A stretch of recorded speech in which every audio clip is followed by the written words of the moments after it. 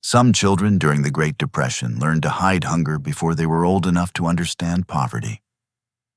In some schools, lunch was nothing more than 2 dry pieces of bread wrapped in old newspaper. Sometimes there was no food at all, but children still carried empty lunch bags so nobody would notice how bad things had become at home. Some drank watered milk 1 tiny sip at a time, hoping it would last until the final school bell. Others waited until the classroom grew quiet before touching their food because they were ashamed another child might see it. In many schools, the fear of looking poor became stronger than the pain of being hungry. Some children smiled and claimed they had already eaten, even when their stomachs hurt from emptiness. Over time, food stopped being comfort. It became a quiet calculation about what could still be saved for tomorrow. In many American schools, hunger became something children tried to hide from each other. Some ate as quickly as possible so nobody would notice how little food they had. Others turned away before opening old paper bags that carried almost nothing inside. A few children quietly traded lunches, not because they disliked the food, but because they were ashamed of how small their meals looked next to everyone else's.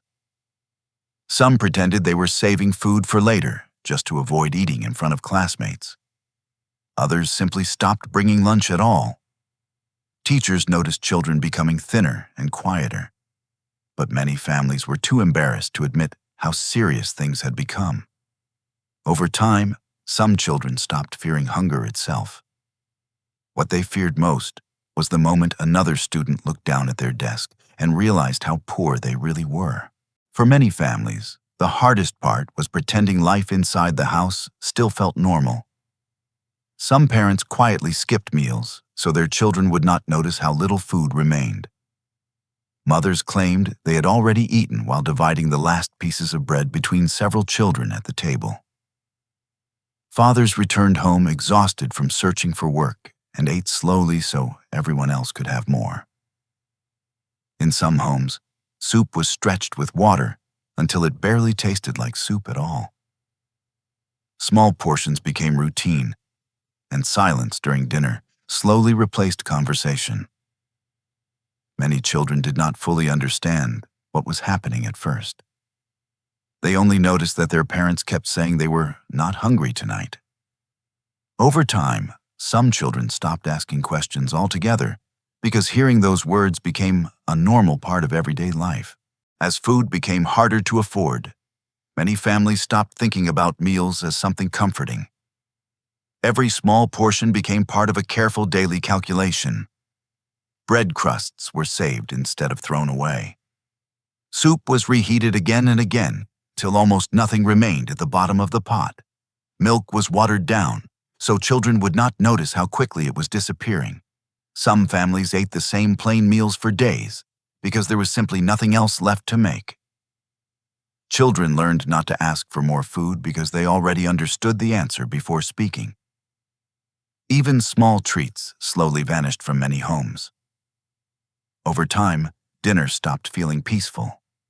For many American families, the kitchen became a quiet place where people tried not to think about how little remained for tomorrow. For many children who grew up during the Great Depression, the fear of not having enough never completely disappeared. Years later, some still saved leftovers, washed and reused old containers, or felt guilty whenever food was thrown away. Many remembered parents who quietly claimed they were not hungry while giving the last portions to everyone else at the table. Others carried the shame of looking poor long after childhood had ended. Even after jobs slowly returned and grocery stores filled back up, the habits created by years of scarcity remained inside many American homes. For some families, food no longer felt ordinary after living through those years. It felt fragile, temporary, and easy to lose. And even after the hunger itself disappeared, the fear of running out often stayed with people for the rest of their lives.